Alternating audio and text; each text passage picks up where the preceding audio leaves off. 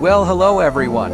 I am officially back from my months and months old break, and we are back on track. But before we get started, make sure to join my Discord server and Telegram channel where I mostly post leaks and exclusive announcements about videos. Also, if you haven't watched the first iceberg on this channel yet, watch it now before this one, or if you want a refresher on the old one, since it's pretty outdated, all of their links will be in the description. But before we begin, I will give you guys a side-by-side comparison between the new and old one. Here it is.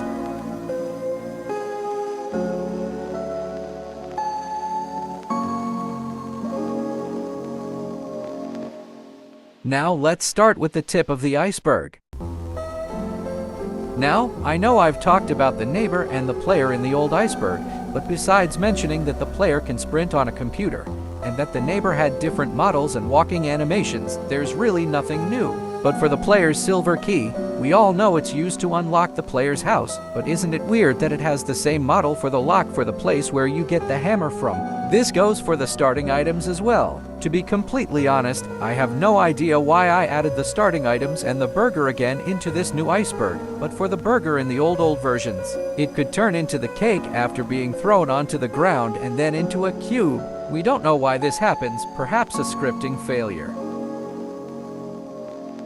For the power box, it used to not have any animation while it was being turned on or off, and in the leaks for release 4.0 we can see that the power box is positioned onto the left side of the player's house. I've mentioned some stuff about the paintings in the past, but did you know that the gold key used to be behind one of them? I didn't either till I found this image. But the same thing cannot be said for the community of the game. All in all, it is pretty friendly, especially the Russian fan base.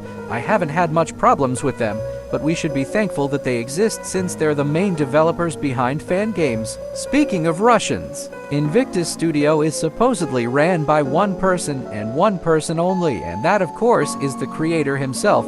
We will get onto him later. For now, we will move on to the keys, which are pretty self-explanatory. There are technically 5 keys in the game, the first 2 having the same model and being called silver key, the second being the gold key, the third one being the red key, which has the same purpose as the purple key. And now for something intriguing, which is the quote-unquote virus hoax, which was disproven by Just Brain Dead, and honestly, I don't know how we can trust this guy without providing proof. In my opinion, it's just a person trying to mislead others with misinformation.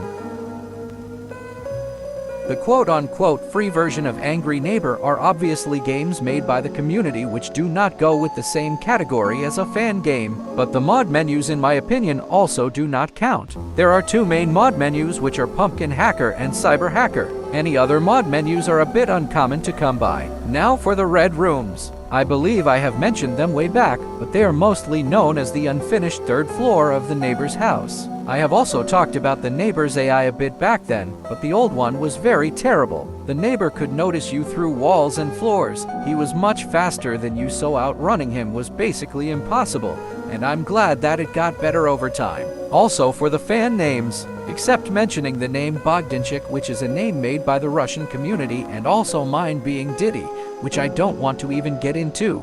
Those are the 2 only which haven't been mentioned before. And now for the last thing that is on this section, the purple key. The purple key was only seen in one version only. It had the same use as the red key. Besides being purple, there's nothing else to mention about it.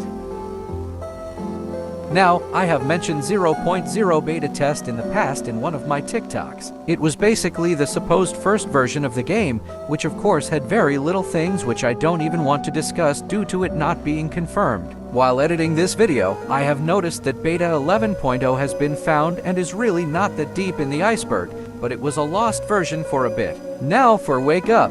The Wake Up text was only available in the old versions. It was a text you'd get everything you got caught by the neighbor or got ran over by the yellow car, or basically in short every time you die. For the black fence there is really nothing going on with it, but isn't it weird that specifically that one is black? No pun intended. Anyway, the closet is the only out in the open safe place in the neighbor's house. If you got inside it, the neighbor wouldn't be able to catch you. It even works with the doors opened.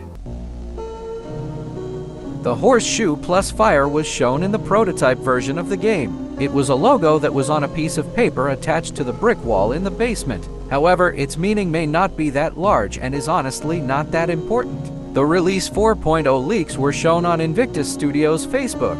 It's sad that it will most likely never release. For the vent and tube, they were most likely connected to one another back in the day. Not much is known about them. Now the developer's name is indeed Yaroslav Berzakov. Besides being the creator and founder of Invictus Studio, there is nothing else to mention.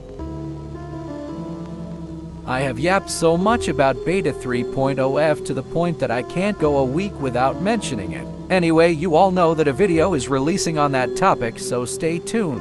But talking about quote-unquote lost media, I believe there is only one singular lost media, and that is the original Beta 3.0F. Nothing besides that is lost. And lastly, the fan-made angry neighbor viruses are indeed real, since they have been shown on my TikTok, and we even have an official text channel in our Discord about them. Now let's move on to the last section of this iceberg.